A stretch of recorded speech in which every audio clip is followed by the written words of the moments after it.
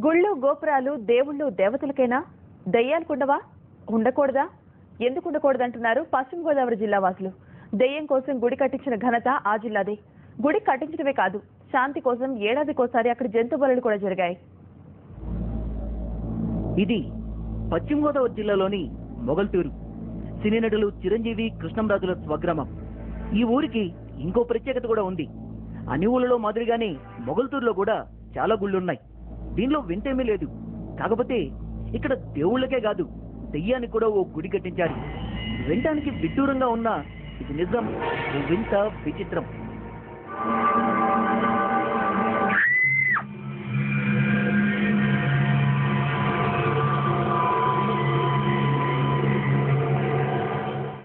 మొగల్తూరుకు చెందిన నాయుడు అనే ఇంజనీర్ విరమణ తర్వాత మామిడి తోటలో ఇల్లు కట్టించుకుని నివాసం ఉండేవాడు.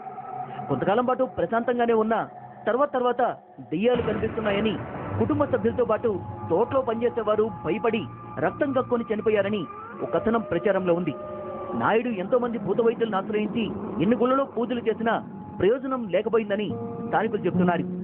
చివరికి ఓ మహిళను ఆవహించిన దెయ్యం తనకు గుడి కట్టించి రక్త తర్పణం చేయాలని చెప్పడంతో దెయ్యానికి గుడి కట్టించారని మొగల్తూరు వాసులు చెప్తున్నారు.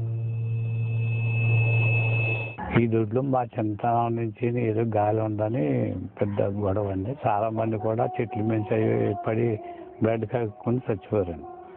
తర్వాత నా యజమాని ఒక ఆయన ఒక పని మనిషికి కనిపించిందండి. ఆవిడ కనిపించే ఏంటంటే ఇలా నాకు గుడి కట్టించి సంవత్సరానికి ఒకసారి జాతర చేయండి, నేను ఇంకెవరిని ఏం చేయను అంటే అప్పుడు గుడి కట్టించాడండి ఆయన.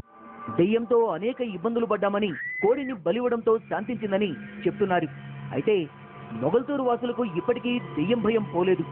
వింత వింత శబ్దాలు, జంతువుల కళేబరాలు తమను భయభ్రాంతులకు గురి చేస్తున్నాయని స్థానికులు చెప్తున్నారు. చెట్ల మీద పడిపోయి అలాగా ఏదో అదురికి పరిగెడతా చచ్చిపోయిన వాళ్ళు అండి.